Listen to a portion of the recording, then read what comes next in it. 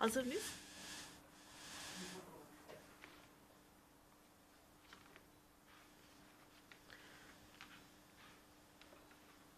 Tamam sanırım. Değerli basın emekçileri, haftalık olağan basın toplantımıza hoş geldiniz. Sizleri ve ekranları başında sizler aracılığıyla bizleri izleyen değerli halkımızı da buradan bir kez daha saygıyla selamlıyorum. Ülkenin her ocağının adeta kan ağlamasına ant içmiş iktidarın Gare'ye düzenlediği operasyonun ve sonuçlarını konuşmaya devam edeceğiz.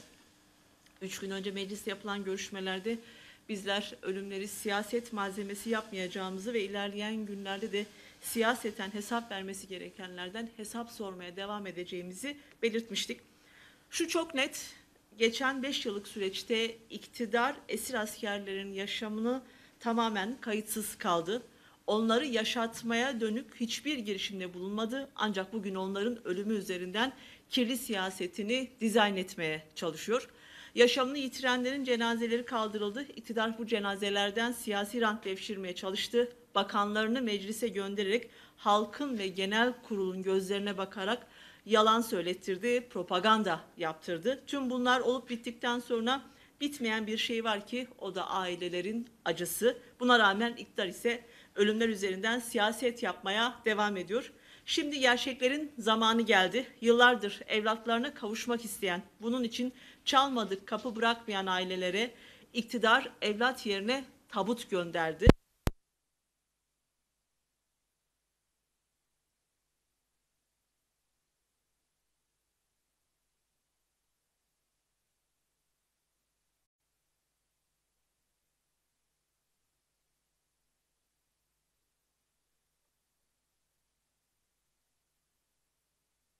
MHP ittifakı orada alıkonulan asker, polis ve MİT görevlilerini kurtarmaya gitmedi. Gerçekte siyaseten içinde bulunduğu çöküşten kendini kurtarmaya gitti. Bizler yaşayanlara saygı, ölülere ise hakikati borçluyuz. Hakikatin üstünü örtmeye çalışıyorlar, başaramadılar, başaramayacaklar da. Hakikat dışındaki her şey sahte, yalan ve kirlidir. Hakikati çarpıtmaya çalışanlar savaş ve ölüm siyasetinin yürütücüsü ve bundan medet umanlardır. AKP'nin içinde paralel bir anlayış gibi hareket eden bir bakan var. Bu bakan meclisi bilgilendirmek için geldi ama kuru hamasetle ancak onun gibilerinin etkileneceği bir şov yaptı ve yalan konuştu, gitti. Bu bakan konuşmasında Müslüm Altıntaş'ın babası Şevket Altıntaş'ın ismini zikretti. Bu acılı baba ne demiş? Bir de biz bakalım. Baba Şevket Altıntaş aynen şöyle diyor. Reklam malzemesi olarak kullanılıyor. Hükümet de konuya gerektiği kadar ağırlık vermedi. 4 yıldır bu adamlar senin askerini almış ve sen uzlaşmam diyorsun. Ölsünler mi? Ondan sonra resmi tören madalya mı takacaksın? Bırakın bunları, biz çocuk değiliz. Mecliste konuşan bakan bunlara dair bir şey dedi mi? Demedi. Çünkü diyemezler. Ancak hamaset ve siyasi rant yaparlar.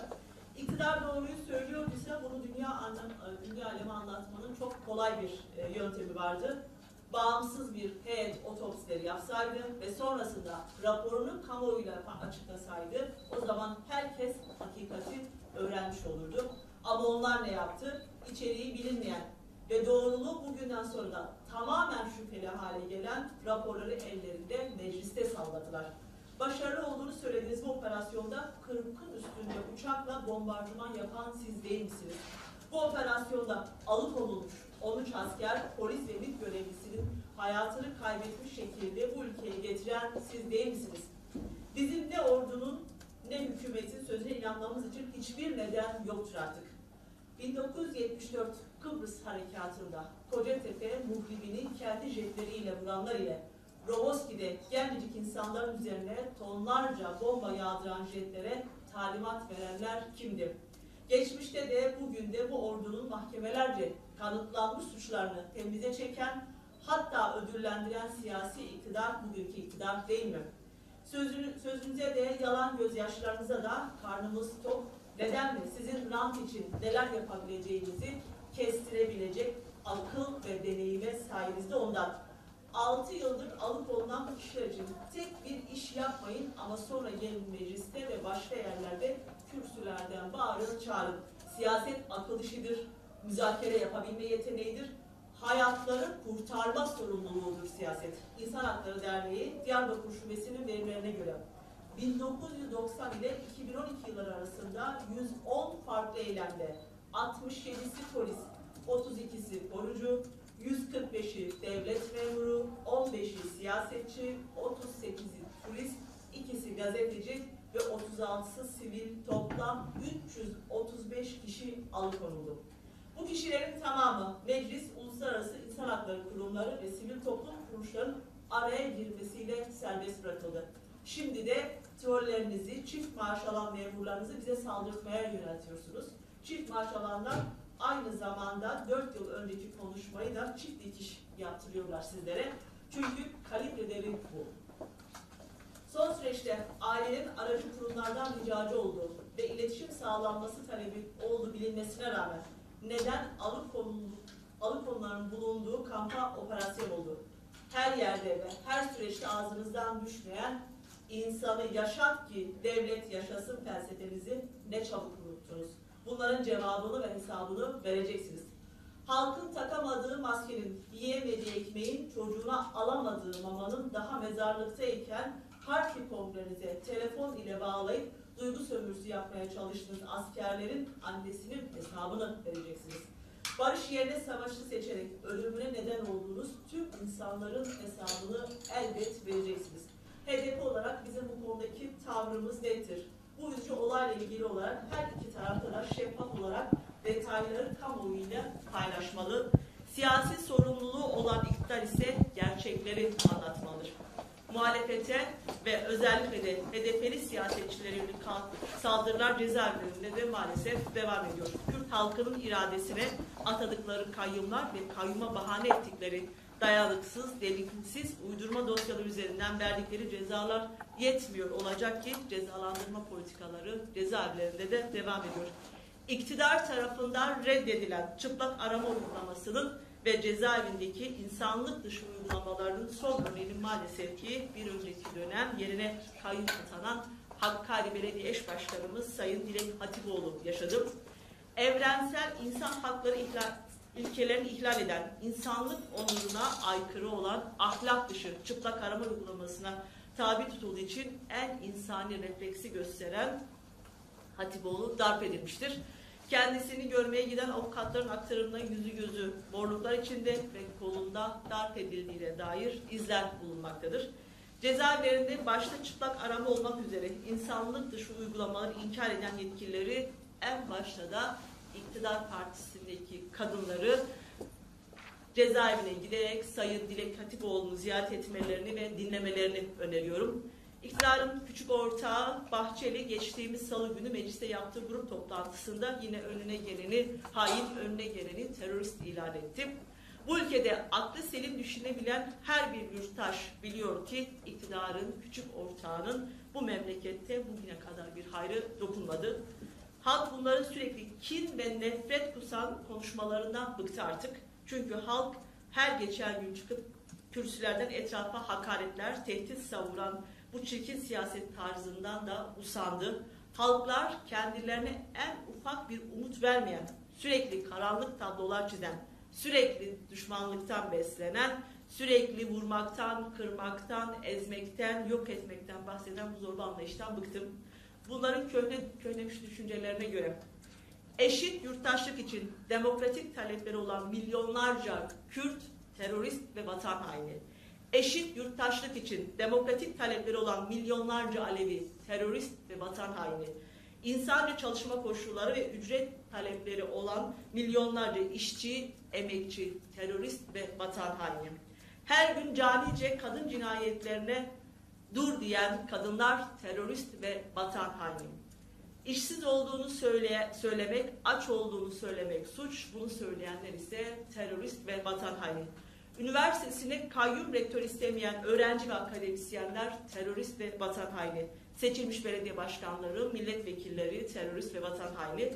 Bizler demokratik talepleri olan bütün toplumsal dinamiklerin ortak mücadelesini büyütmeye devam edeceğiz. Bu ülkede onurlu bir barış olana kadar, eşit yurttaşlık sağlanana kadar emekçiye, insan ve çalışma koşulları ve ücret sağlanana kadar, kadına düşman zihniyet bitene kadar, gençlere ve çocuklara özgür, mutlu ve yaşanabilir bir ülke inşa edene kadar durmayacağız, yılmayacağız ve mücadele etmeye devam edeceğiz. Bizler varlığımızı bu köhne iktidarın, bu zorba zihniyetin lütfuna borçlu değiliz. Halklarımızla el ele vererek, gençlerimizle omuz omuza vererek bu gerici, bu tehdit edici, bu çağ dışı, demokrasi karşı zihniyetten hep birlikte kurtulacağız. Değerli basın emekçileri, Türkiye'de 107 cezaevinde tutsaklar 85 gündür başta Sayın Abdullah Öcalan üzerindeki tecrit olmak üzere cezaevlerinde yaşanan hak ihlallerine karşı açlık grevlerindeler. Az önce de aktardığım üzere insan hakları ilkelerinde yeri olmayan bu uygulamalara karşı grevde olan binlerce tutsak varken bir önceki dönem belediye eş başkanı olan kadın arkadaşımıza yapılanlar mahpusları tahrik etme ihtimali yüksek olan aymazlıklardan sadece bir örneğiydi. Yetkililer 3 maymunu oynarken binlerce tutsak Türkiye kendi hukukunu uygulasın diye bedenini açlığa yatırmış durumda.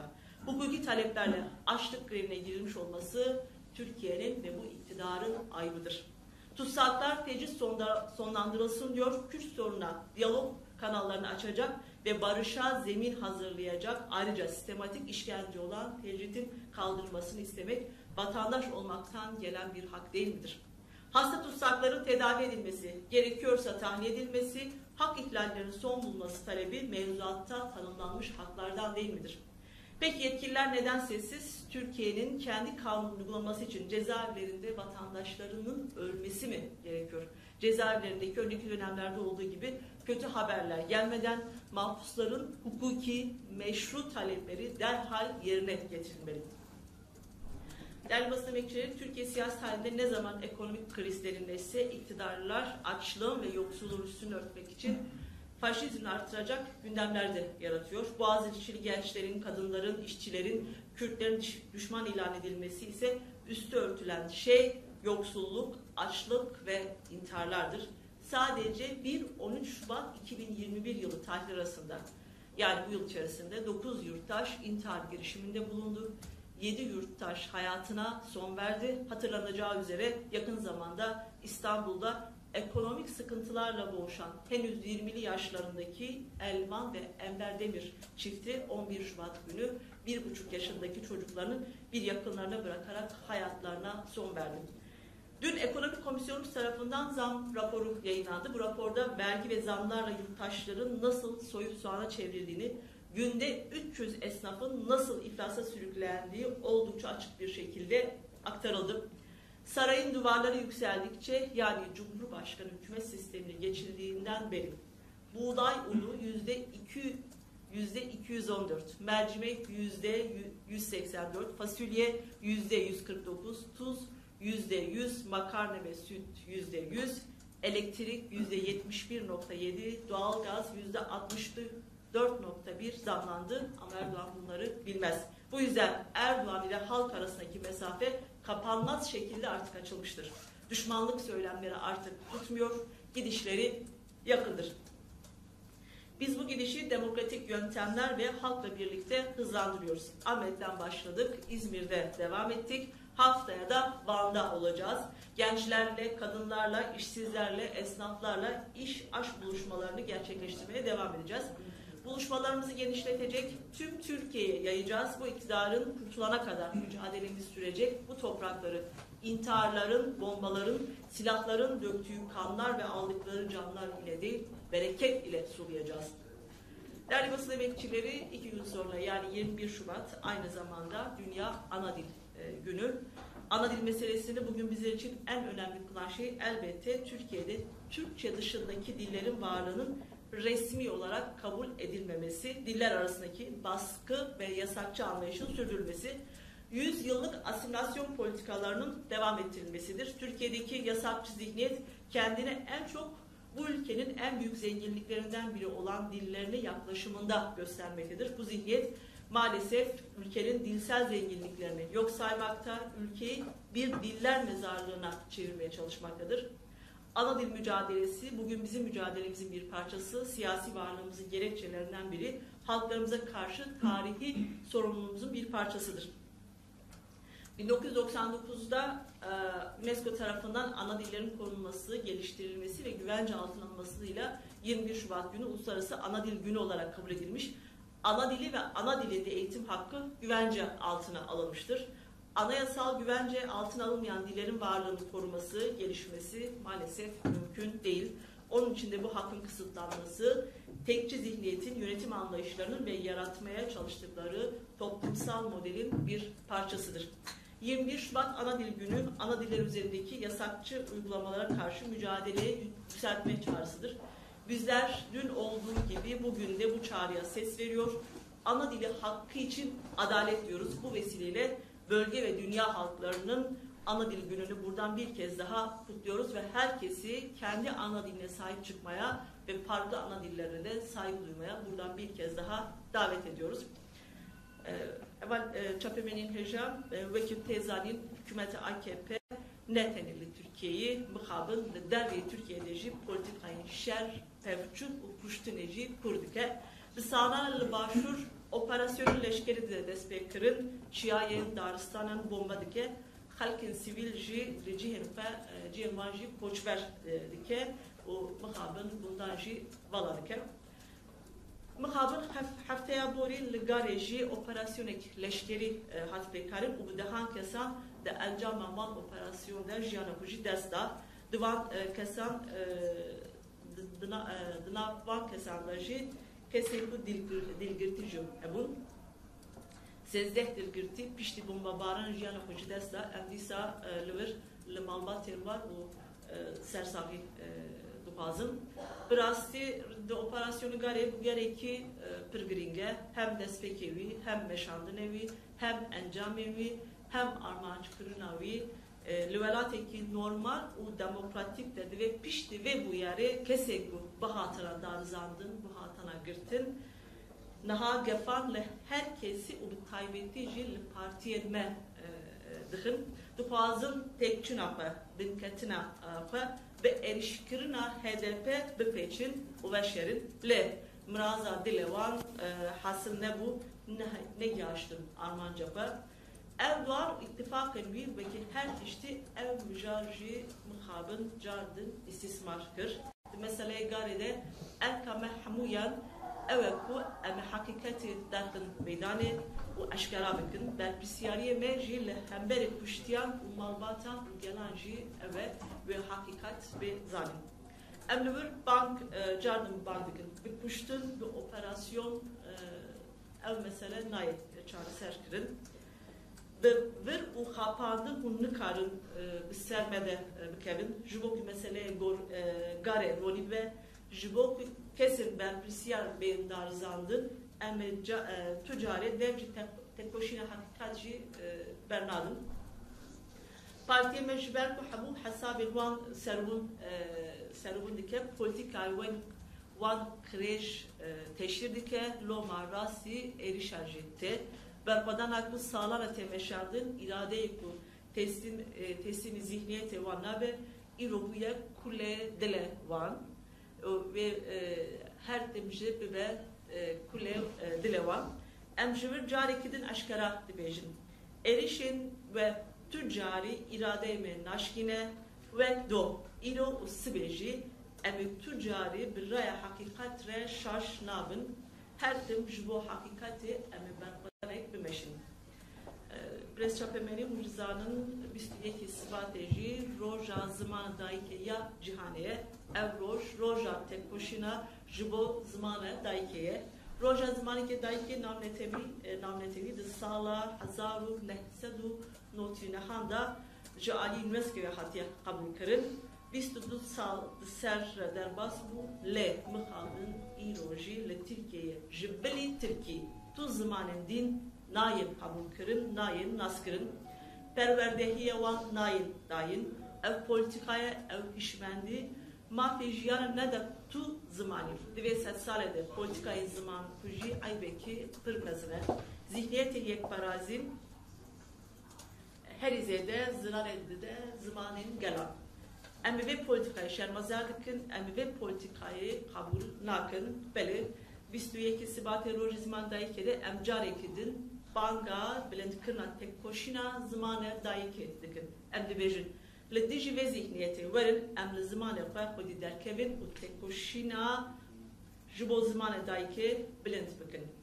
Her millet bi zonê xwe esto, her millet bi zonê xwe yer şinasnayiş. Zona me Kurdan, ero Türkiye'de bir kadehe kerdişi kes niye şikanem verniye têkoşînê zonê ma bigre. Ma do vizyera hin beş zimanê xwe war vêjiyê vizyera hîne weşî ma do zimanê xwe dayikê xwe qiseykenê bi no hewayê ma de asimilasyonê welatê xwe de bi qedînê ma zonê xwe war wêjirin. Roja zimanê cihanê firozbe mayreni lezvî miçaskayın orê şinar havor illa yalmo tibelayo dilaşanı emhoyo nehva bırıho. El-yevm le-avlemi lugatul sa'idi Dünya Ana Dil Günü kutlu olsun. Roja zamanı dayike cihane piroz ver.